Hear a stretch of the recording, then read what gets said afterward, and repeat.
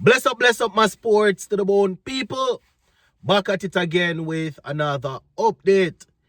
Yes, my people, I can tell you, West Indies fans across the world are still absolutely buzzing after what happened yesterday. Yeah, man, it was a really and truly good performance from Coach Sammy's team.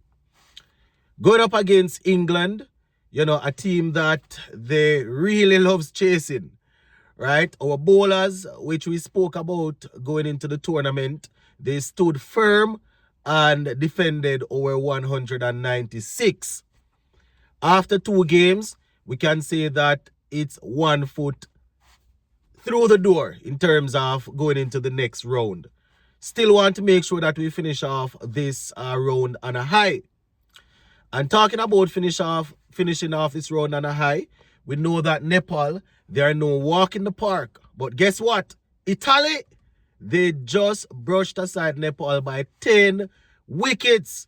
Yes, my people. Italy bowled extremely well, and then they went in and chased down Nepal's score without losing a wicket. Two brothers on top of the innings, or top of the order there, right? Chasing down the runs. We're going to go through the scorecard in a little bit, but I'm just saying this to say that we have to make sure that we cross our T's and dot our I's when we go up against these two teams. Nepal will be an injured team looking for blood, and Italy will be on a high after brushing aside Nepal. So we're going to have to get it right. We're definitely going to have to get it right, my people. But I have to give it to Coach Sammy, Captain Shea Hope, and the guys because, it's a good way to start the tournament. Beating Scotland, it was a good game. And then England, we saw some really good performances. And obviously, there are always going to be things that we can improve on. But, that is why we play the game and we learn from the game. Right? Whenever you play the game, then you will look back and see the things that you need to sharpen up on. And I mean, not every day you're gonna have things coming together like yesterday. So whenever it comes together, we have to make sure that we take full opportunity. We have to make sure we take full. You understand what I said? Yeah, man. Take full use of it and make sure that we get across the line. So, yeah. Still absolutely buzzing from that game, my people. Especially the death bowling. That is something that really and truly, I was impressed by in yesterday's game. I've alluded to this several times. England, they're a chasing team.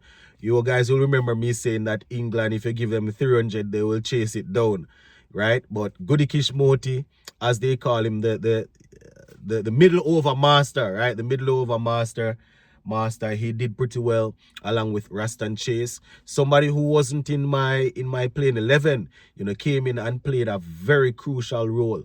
Batted pretty well and also bowled well.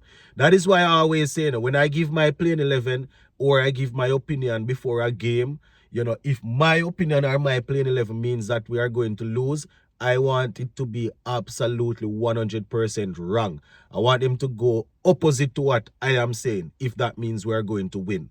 And I didn't have him in my team. Sammy brought Chase in, and it was absolutely the right call, right? We lost some early wickets. As a senior player, they sent him in at, I think he was at number 4. He went in and he showed maturity, showed a level-headed performance. It was from him. And then he came back in the middle and bowled well, right? He was thumped for a 6 and then in 1 over, and then the following delivery, it was a wicket. So Raston Chase, cool, calm customer. Happy that he was in the playing 11. Happy that I got it wrong because he was crucial to the thing. And then, not to just pinpoint people, but Sheffield Rutherford, he continues to show how good of a player he is. A few months ago, probably even in the middle of last year, I did a live show, and I said it on a live show that, listen, if I can get this man under contract and time down, I give him the vice captaincy position, because you can see the ability. You know, the guy can hit the ball well in the back end. The guy can play some good shots.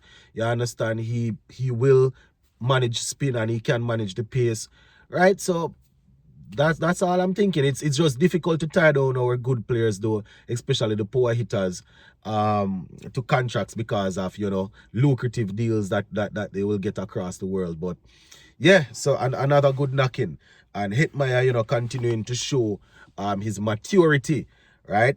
Now let's talk a little bit about Italy versus Nepal. I said it earlier. I didn't watch the game, obviously. You know, I am just doing this on my break time here, but I didn't watch the video on my way to work or anything. So, you know, I wasn't listening. I just want to give you the scorecard real quick. In a video later on, I will take a look at our group. You know, I will look at the points. I will look at the net run rate. I'll try to look at all of that after school. Talking about that, hopefully we can get that done. But y'all need to wish me some luck in the comment section, my people. Talking about after school, we have those who have been following the channel. You know, I have my little coaching thing going on. My basketball middle school team, we are playing in the semifinals tonight. So hopefully we can, you know, secure a win in the semifinals, and then we can go to the finals. So wish me some luck on that. But yeah, on the topic of after work, you know, I'll try to do another video going through the points table and, you know, letting you know how we are how our group is looking. Obviously, we are on top of the group right now. All right, so this game that was played this morning, our group, Italy versus Nepal, right? Nepal, they were bowled out for 123. Yes, my people, 123. Nepal, Italy bowlers doing a fantastic job there. Batting for Nepal, you know, a couple of guys got starts, but they were unable to carry on. Captain Rohit Paddle, he made 23 from 14. Asif Sheikh, he got 20 from 20. Right, so those were the two main contributors there. In the middle, 27 came from Arif Sheikh, right? 27 from 24. Hopefully I pronounced that last name correctly. So that is how they ended up getting that 123. Now, bowling for Italy, my people. Yes, we're talking about Italy with cricket, not football, right? Bowling for Italy, Christian Kalumaj, he got 3 for 18 from his 4. So he was the pick of the bowlers for them there. And let me see who else got some wickets. Ben Manetti, he got 2 for 9. Right, so those were the main contributors there for Italy. So Christian Kalumagej doing most of the damage with 3 for 18.